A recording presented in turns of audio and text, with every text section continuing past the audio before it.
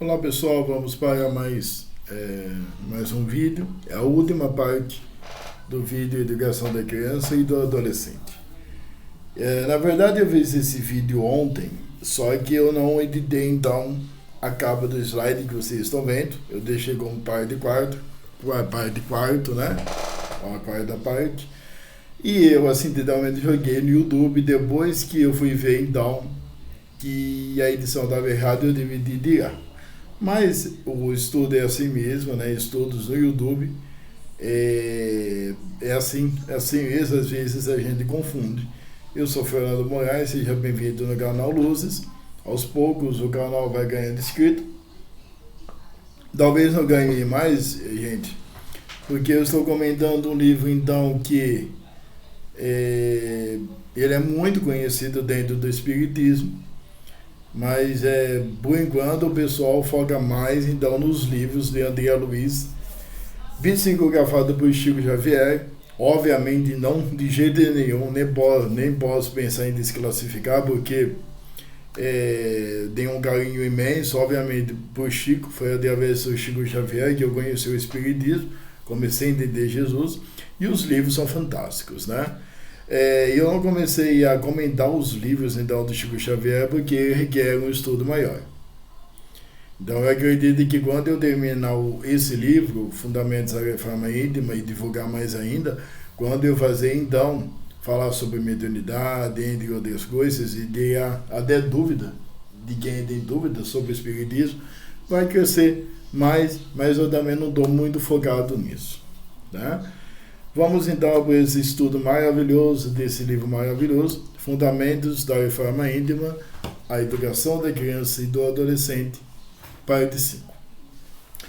Conselhos e orientações no tocante aos vícios de um modo geral e a educação sexual não prescindem do bom exemplo dos pais.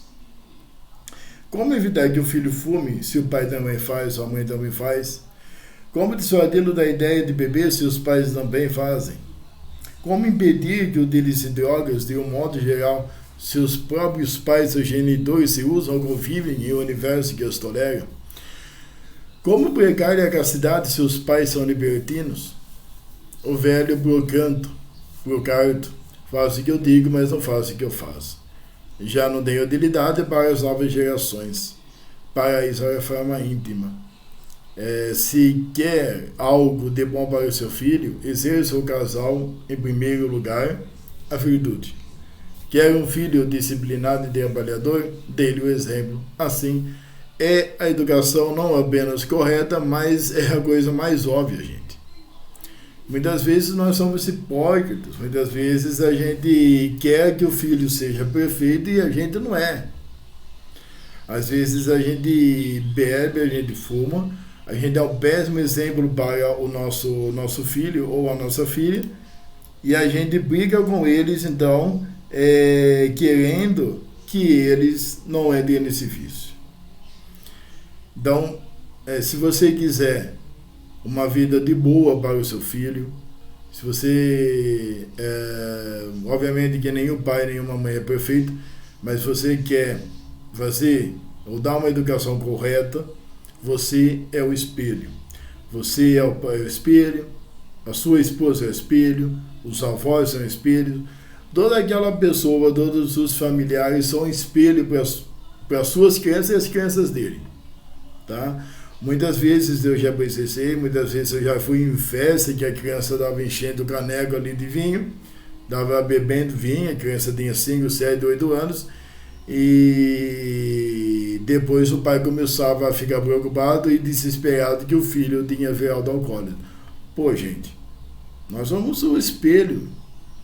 Se você quer que o seu filho estude, que ele leia bons livros, é uma pergunta: você lê livros? Você lê historinha para ele? Precisa vir de você as coisas, tá? Obviamente, a criança não tem aí então maturidade para isso, 4, 5 ou 6 anos. Ela vê você como um super-herói e a sua esposa como uma Mulher Maravilha, 2 heróis. Eles veem 2 heróis, né? Entendeu? 925.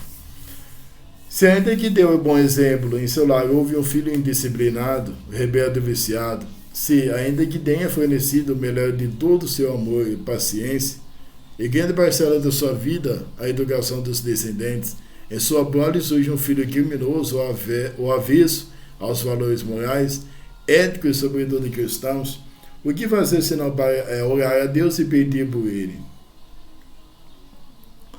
Há espíritos inferiores reencarnando em famílias cuja maioria dos integrantes são espíritos de maior evolução, justamente para dar-lhes o apoio de que tanto precisam para superar suas dificuldades e garantir o seu progresso.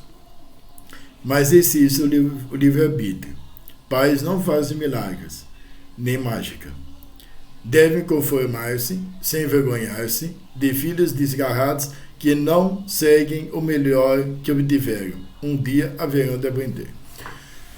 Gente, mesmo que você você fez tudo para o seu filho e para a sua filha, você deu uma educação correta para ela, você simplesmente mostrou o melhor caminho para ela, você mostrou honestidade, você mostrou exemplo de leitura, e o seu filho não foi esse caminho, o único jeito é você orientar, você ajudar o seu filho o que for preciso, e rezar por ele, tá? Orando aí, pedindo Jesus misericórdia, que o menino ou a menina ali tenha consciência dos erros que está cometendo. Porque muitas vezes também, gente, ou melhor, nesse caso, o filho simplesmente não quis ir, então, no caminho que o pai e a mãe ofereceu. Porque cada um tem seu livre-arbítrio. Então o pai não tem o que fazer, é ajudar e orientar o filho e a mãe, infelizmente.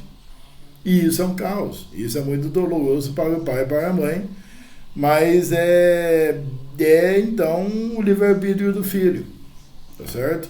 E um dia eles vão aprender, cedo ou tarde, ou no caminho da dor ou no amor, ou talvez seja o caminho da dor, o caminho da desilusão, o caminho da tristeza, da mágoa, porque o caminho do amor o pai e a mãe ofereceu e eles então simplesmente não quiseram, lembrando que não é um castigo, mas são escolhas das ações que eles fizeram, né, ou eles praticaram. 926, 927 já talvez, eu acho que já é autoexplicativo, não precisa de comentários, e o 926 precisa. O mesmo se diga de filhos ajuizados, corretos, ali está escrito correio, disciplinados por natureza, que tem pais desregrados, antiéticos, né? Também está errado ali, imorais, preguiçosos ou até criminosos. Cada espírito é um espírito, com sua bagagem própria. Sem rebeldia, orar a Deus é a solução para enfrentar tamanho desajuste. Gente, muitas vezes um filho ou uma filha em uma família bagunceira, bagunçada, uma família desviada ou simplesmente desajustada na ética e na moral, o filho ele nasceu então para ajudar o pai e a mãe nisso, tá? O filho nasceu aí simplesmente para dar uma lição, deixa eu arrumar minha luz aqui, para o pai e para a mãe, tá?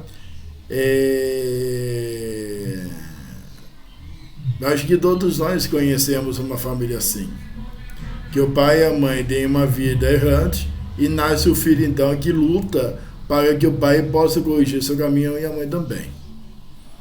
Tudo é pela espiritualidade, tudo é misericórdia de Deus, né? 927. Questões polêmicas como virgindade, experiência sexual antes do casamento, época para namorar, liberdade de opção sexual, adoção de vícios, enfim, mazelas juvenis, devem ser enfrentados pelos pais com bom senso. Estão conscientes disso? Ou melhor, o que eles fizeram em matéria de educação e de exemplo, deram melhor? Estão conscientes disso? Pois bem, assim sendo, precisam continuar orientando, mas nem sempre conseguirão impedir completamente o desvio de toda a ordem. Afinal, fosse possível colocar uma barreira ao desatino de uma forma absoluta, e as prisões não estariam abarrotadas, dando conta da maldade, já teria sido banida da crosta. O ideal deve ser ensinado aos jovens, mas deve também ser buscado pelos pais, sem falso moralismo, sem nem exagero religioso. Os pais ou genitores precisam mostrar aos filhos as consequências negativas de cada um desses fatores controversos apontados. Conforme a índole dos filhos, eles ouvirão ou não. Como se disse, a resignação deve estar presente quando tudo ao seu alcance for feito, e ainda assim não conseguirão os pais evitar alguns desvios na prole. Gente, é o seguinte, o 927 é apenas um comentário, né? Muitas vezes, ou tipo, não existe pai ou mãe perfeito. Não existe. Tá? Então, nesse caso, os filhos sempre vai dar uma desviada. Principalmente hoje em dia, que o pai e a mãe estão trabalhando, que o pai e a mãe têm uma vida completamente corrida. Mas nesse caso, é obrigação dos pais, obviamente. Não é obrigação, mas é um dever. Eu não gosto da palavra obrigação. Você orientar novamente o seu filho ou a sua filha para voltar ao caminho da honestidade. Muitas vezes, gente, hoje em dia tem muitos falsos amigos, tem muitos jovens, muitas crianças, ou melhor, tem muitos jovens e adultos que são super mais influências. Então é a gente conversar com esses jovens para ter o coração firme, a cabeça firme. Tá certo? Então, é o seu dever sempre colocar os seus filhos no caminho cristão. Tá certo?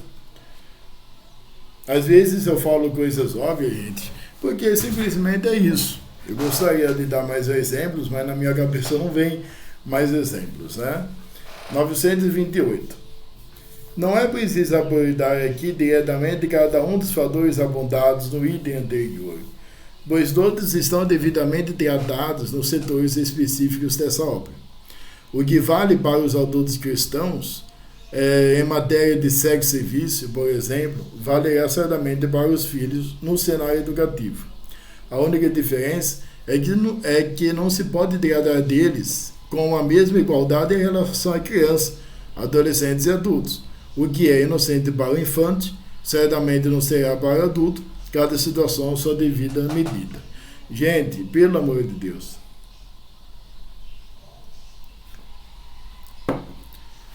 Quantas vezes na escola nós vimos pai e mãe de adolescente de 18 anos em uma criança de 7 anos? Quantas vezes a gente fica sabendo de pai e mãe que deram um menino de 7, 6 anos como adulto? Você chega na criança de 7 anos, você já é um homenzinho, você tem que lavar louça. Para uma criança de 7 anos, você tem que fazer as coisas e cuidar do seu irmãozinho. Eu entendo perfeitamente, então, a vida dos pais e da mãe que anda muito corrido.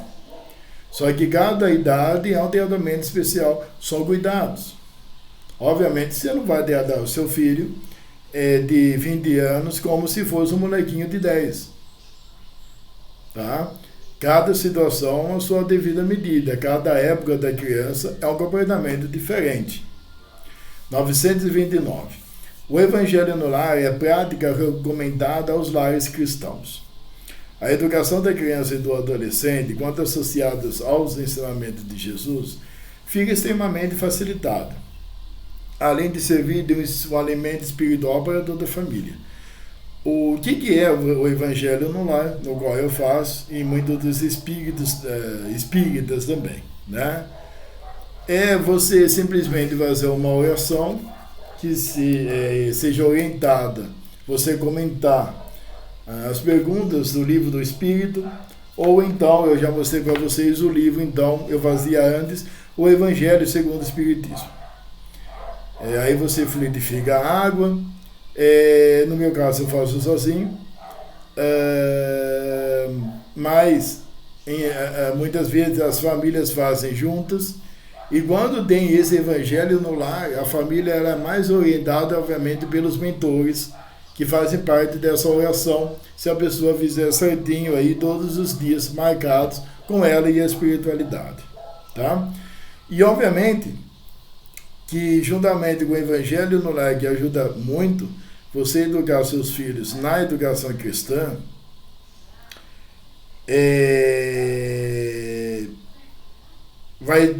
vai ser uma família perfeita, sem problema? Não existe perfeição e não existe pessoa que não tem problema. Sempre vai ter problema. Mas vai ser uma pessoa mais forte. Ou melhor, vai ter uma família mais forte. A pessoa que faz o evangelho no lar, mesmo que ela não perceba, se ela tiver algumas situações, alguns problemas com seus filhos, alguma voz vai aparecer para ela, faça tal coisa. São espíritos que rezam com você, e com isso que você abriu o seu lar para os mentores espirituais, você vai receber uma grande ajuda deles aos problemas do dia a dia. Só que uma dica que eu dou para vocês, gente. Eu não recomendo quem tem mediunidade, tá? Por exemplo, se você está entrando agora no espiritismo, pergunta para o presidente da casa espírita ou para um espírita mais experiente se você pode fazer esse evangelho no lar. Às vezes a pessoa tem a mediunidade de manifestar espíritos e dá um problema muito grande na casa. A casa não é lugar para doutrinar espírito, tá? É centro espírita que é o lugar melhor. 930. Desde o berço até a vida adulta, até a idade adulta, no momento certo, meus cachorros, sem fanatismo ou exagero, devem os pais ensinar aos filhos o que é moral, o que é ética e retidão, bem como quais são as mensagens que o Cristo deixou para a humanidade seguir. Gente, é aquilo, tá? Uma família fanática, um pai ou uma mãe fanática na religião, eles vão fazer filhos cada vez mais com medo, cada vez mais tristes. Essas crianças vão ficar no medo do inferno, vão ficar no medo do diabo e vão se tornar pessoas covardes. Fanatismo é uma doença, gente. Deus que me livre, tá? É uma educação também que não tenha exageros. Muitas vezes a avó não deixa nem a criança pequenininha andar.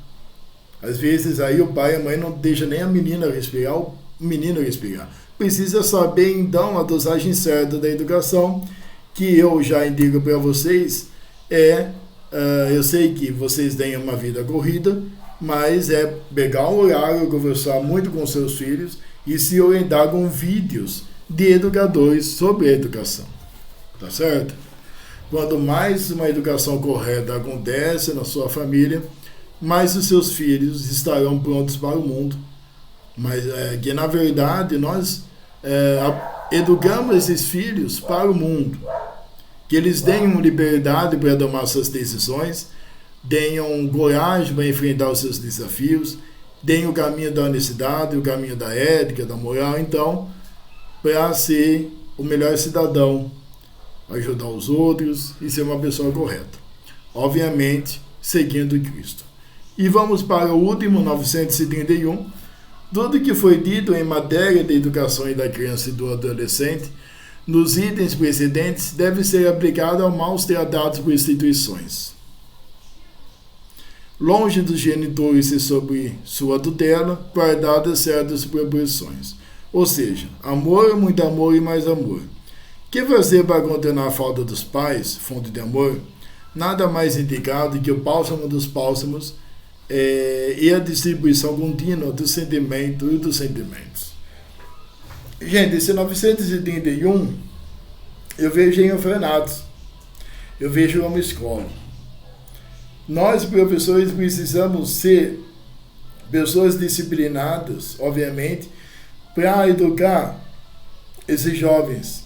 Educar não, vamos dizer, para ensinar esses jovens o conteúdo escolar. Porque se eu falar educação, o pai e a mãe vão achar que é os professores que educam o filho, não é? É o caso do pai e da mãe. Então, nós, professores, principalmente responsáveis e e que pessoas que trabalham no orfanato, nós precisamos ter muito amor para ensinar esses jovens os conteúdos escolares, ajudar o que for preciso. E em caso de orfanato, em caso de instituições que cuidam, infelizmente, de crianças órfãs, os responsáveis, então, serem as pessoas mais disciplinadas, dentro da paciência do mundo, para acolher, então, essas crianças que não têm família. Né? E o Divaldo Franco, falando nisso, um grande médium do Brasil, no qual eu gosto muito das palestras dele, dele está internado, então que nós possamos mandar nossas vibrações de amor e de paz para ele, e que ele saia forte do hospital, não é verdade? Tudo de bom para vocês, felicidade e muita paz.